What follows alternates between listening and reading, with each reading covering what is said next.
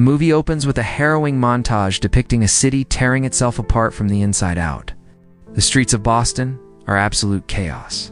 Massive violent riots have completely engulfed the urban landscape. Angry protesters clash aggressively with heavily armored riot police and clouds of tear gas.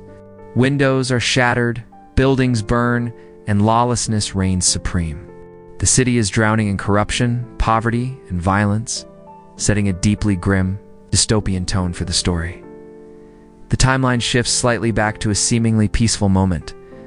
In a quiet, luxurious suburb of Boston, the city's mayor and his beautiful wife are enjoying a calm, relaxing afternoon together. But suddenly, a team of heavily armed tactical assassins violently breaches their home.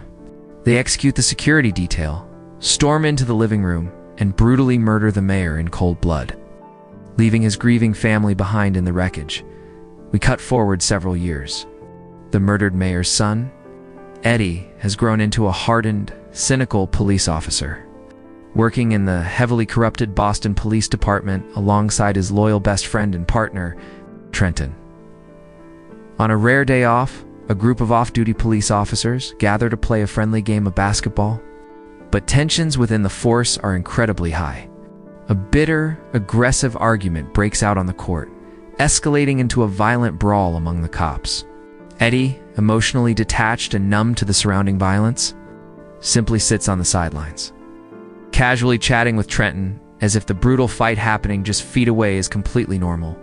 Later that day, the officers return to the precinct. Chief Nelson calls the entire department together for an official briefing. He stands before the battered officers and unveils a brand new line of highly advanced tactical gear and futuristic police uniforms. The chief proudly explains that this new equipment is infused with state-of-the-art technology, designed to provide maximum durability, ultimate protection, and a massive tactical advantage against the heavily armed gangs ruling the streets. However, the jaded officers, having seen countless promises of change fail, treat the announcement with total indifference. For them, fancy new body armor doesn't change the terrifying reality of their daily survival. After changing out of their uniforms in the locker room, Eddie and Trenton head out to a warm, lively family party. The party is being hosted by Trenton's beautiful younger sister, Farah. During the celebration, Farah stands up and delivers a heartfelt, loving speech, praising her older brother Trenton for his dedication and protection. But the warm family atmosphere shatters in an instant. Trenton discovers a shocking secret. His younger sister is pregnant. Her fiancé is a man named Patrick. Farah has just recently graduated from law school with a bright future ahead of her, and she has only been dating Patrick for a mere 3 months. Enraged by her reckless, foolish decision, Trenton completely loses his temper. He lunges at Patrick, intending to beat him to a pulp. Eddie, sharing his best friend's protective rage, also tries to physically attack the prospective groom. However, Farah fiercely defends Patrick and pleading with her brother. Realizing the damage is already done, furious but defeated Trenton reluctantly backs down, accepting the pregnancy and her fiancé. Patrick, however, is not a good man. He currently works as a high-ranking political aide for the new mayor of Boston. The current mayor is a deeply corrupt, spineless politician whose entire administration is secretly controlled by a terrifying, ruthless gangster named Stanton Creed. Creed is a man with a massive, violent criminal record, yet he operates with absolute impunity. When investigative reporters corner the mayor, demanding answers about his suspected ties to organized crime, the mayor nervously lies to their faces, claiming Stanton Creed is an upstanding, respectable citizen. Immediately after the press conference, the mayor is summoned to a secret, underground location to meet his true boss. Stanton Creed is the undisputed kingpin of Boston. He operates like a dictator, treating the city as his personal playground. He is so powerful that he was the one who personally rigged the election to put the current mayor in power. But Creed is furious. The mayor has not been following his strict illegal orders. To teach him a lesson, Creed cut mayor's left hand. Bloody and humiliated, the mayor cowers, desperately asking what Creed wants from him. Creed commands the mayor to remain completely subservient, available to him at all hours of the day. and demands absolute compliance to ensure his criminal empire remains untouchable. Meanwhile, Boston's towering skyline looks beautiful from a distance, but the streets below are soaked in blood. Eddie and Trenton are on a routine, dangerous patrol assignment. They receive an urgent dispatch ordering them to investigate a specific isolated sector of the city. They drive their cruiser into the sector. Finding the streets unnervingly silent and completely deserted, in the middle of an empty alleyway, they spot a lone man sitting on the ground, frantically calling out for help. Trenton, acting on his duty, cautiously approaches the man, asking if he is okay. But it is a deadly ambush. The man suddenly pulls a hidden shotgun from under his coat, aiming it directly at Trenton's chest. Before the man can pull the trigger, Eddie reacts with lightning-fast reflexes, drawing his sidearm and shooting the man dead. Instantly, hidden gang members emerge from the shadows, opening fire on the two officers with automatic weapons.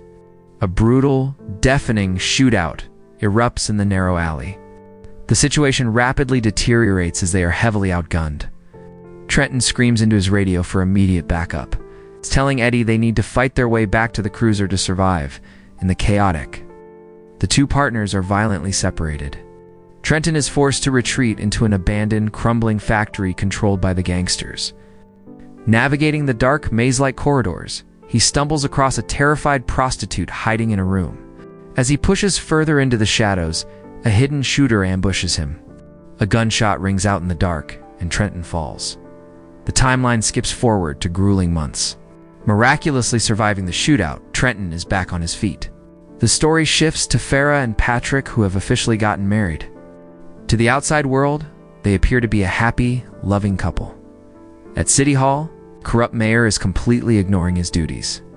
He aggressively kicks his secretary out of his office, choosing instead to spend the afternoon engaging in illicit, highly inappropriate acts with an expensive escort in his room. That evening, Farah, completely trusting her new husband, prepares for a romantic dinner date with Patrick at an upscale exclusive restaurant. But the romantic evening turns into a living nightmare when Stanton Creed and his heavily armed, intimidating bodyguards suddenly walk into the restaurant and approach their table. Feeling a wave of intense fear and discomfort, Farah immediately tries to stand up and leave. But Patrick violently grabs her arm and forces her to sit back down. The sickening truth is revealed: Patrick is a cowardly, ambitious snake desperately trying to gain favor and power within Stanton Creed's massive criminal empire. To prove his absolute loyalty and secure a promotion, Patrick is willing to do the unthinkable. He's literally selling his own pregnant wife to the gangster. Farah looks at Patrick in sheer disbelief, the horrifying betrayal sinking in. As Patrick quietly stands up and abandons her at the table, Farah realizes she is trapped, but it is far too late. Creed's men surround her. Creed takes Farah back to his heavily guarded, luxurious penthouse. He locks the door, preparing to violently and forcibly assault her. Refusing to let the monster touch her, Farah desperately fights back. She scrambles away, frantically searching for an exit, but the penthouse is completely locked down.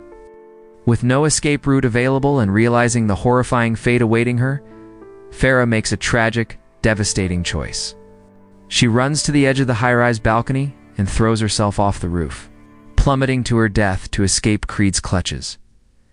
When the police arrive at the gruesome scene, Trenton collapses in agony, sobbing uncontrollably over the broken body of his little sister. During the police interrogation, Stanton Creed sits arrogantly in the chair, claiming absolute innocence.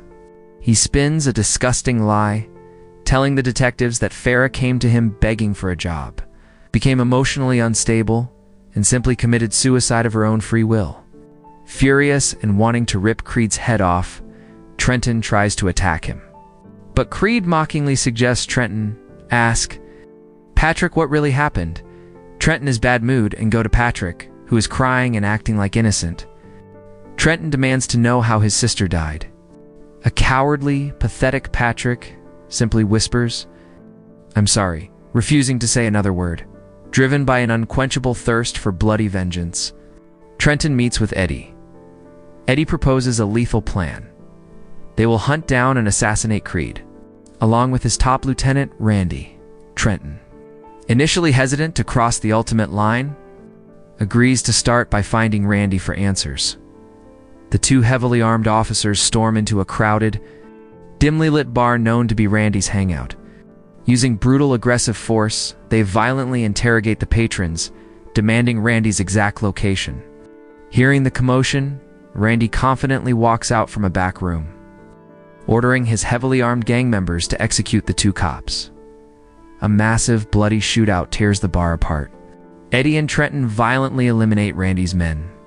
In the chaos, they rescue a mysterious woman hiding in the back room. Once safe, the woman introduces herself as Francesca. She reveals that she had been actively tracking the gang. She desperately asks for their help to assassinate the corrupt mayor, revealing that the mayor was personally responsible for the brutal murder of her own sister. United by grief and a shared desire for vengeance, Eddie and Trenton agree to help her. Meanwhile, within the criminal underworld, tensions are boiling over. The violent shootout at the bar 2 months ago deeply unsettled the gang leaders. The top mob bosses of Boston hold a secret high-stakes meeting, arguing over who should control the city. When the other bosses refuse to partner with Creed or accept his ultimate leadership, Creed simply smiles. His heavily armed guards step out and aiming their guns directly at the heads of the rival gang leaders. Checkmate. The bosses are completely trapped. Eddie and Trenton are now actively hunting anyone connected to Creed. While Trenton waits in an alleyway for a lead, Francesca approaches him. She reminds him of their deal and asks for his immediate help. Putting his main mission on hold, Trenton agrees. They travel to a luxurious high-end spa. Their target is a woman named Eve, one of Creed's most intimate and trusted associates. Working together, Trenton and Francesca violently ambush Eve in the spa, kidnapping her to extract information about Creed's operations. Eve's sudden disappearance sends Creed into a state of furious panic. Suspecting the police are behind it, Creed and his heavily armed mercenaries storm directly into the Boston police precinct. They hold the officers at gunpoint, violently interrogating a cop named Rogers to find Eddie and Trenton's location. When Rogers refuses to break, Creed coldly declares, "We wait," locking the precinct down until the two rogue cops returned at a remote abandoned warehouse. Eddie is aggressively torturing Eve, using brutal, horrific methods to force her to reveal Creed's secrets. Meanwhile, Trenton and Francesca connect on a deep, emotional level over their shared trauma.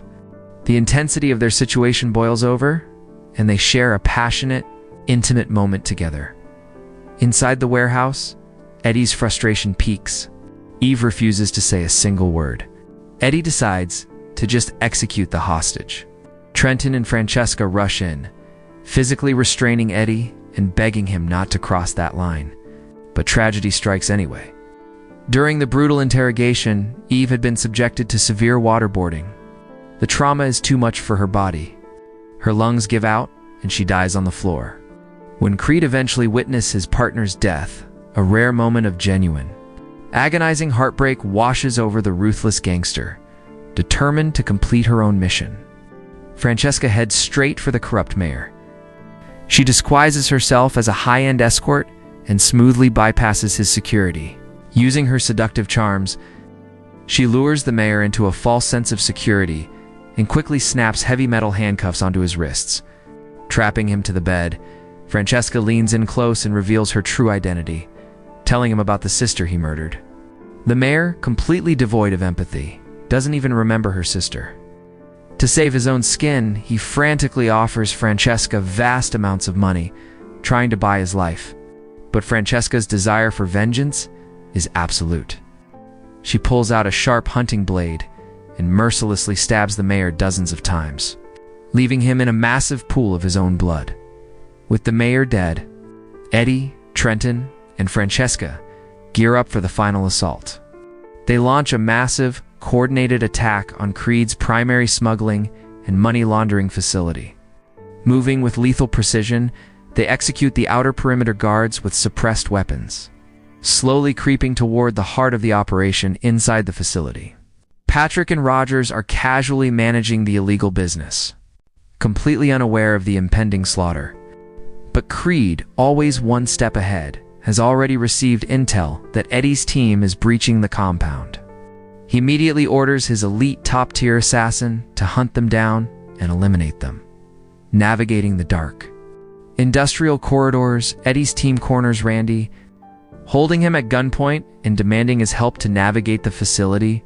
Meanwhile, Trenton breaks off and finally corners Patrick, the cowardly man who sold his sister to a monster. Trenton unleashes all of his pain and fury, violently beating Patrick to a bloody pulp before dragging him into a nearby bathroom and aggressively drowning him in a toilet. Simultaneously, Eddie, entirely losing control of his sanity, executes Randy in cold blood. The team regroups, preparing to storm Creed's main office. Suddenly, breaking news echoes over the police scanners. The officers inside the precinct have successfully rebelled against Creed's control. Creed realizes his massive empire is crumbling around him. Panicking, he orders his remaining men to slaughter any cop who steps through the door. Eddie's team rounds a corner and runs straight into Creed's heavily armed defense squad. Without hesitating, Eddie pulls the pin on a fragmentation grenade and hurls it into the crowd. The massive explosion shreds the gangsters. The freed police officers finally arrive at the facility, joining forces with Eddie's team to wipe out Creed's remaining forces in a massive, bloody firefight. But just as the final assault begins, a horrifying twist shatters the team. Rogers points his weapon directly at his police team. All police put their guns down, and Trenton is frozen in absolute disbelief. The heartbreaking, sickening truth is revealed. Eddie was never on Trenton's side.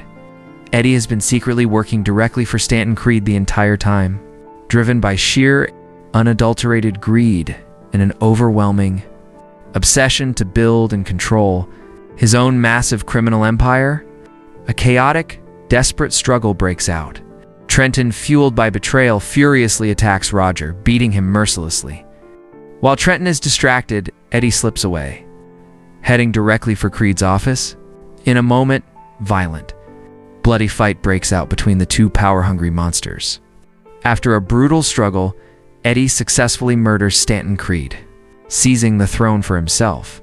In the final, tragic scene of the movie, Trenton is captured by Eddie, standing over the man he once called his brother. Eddie cold-heartedly used his knife and executing his best friend to protect his new criminal empire. Then, the screen cuts to black. Thanks for watching. If you enjoy the recaps, PLS like and subscribe. See you in the next recap.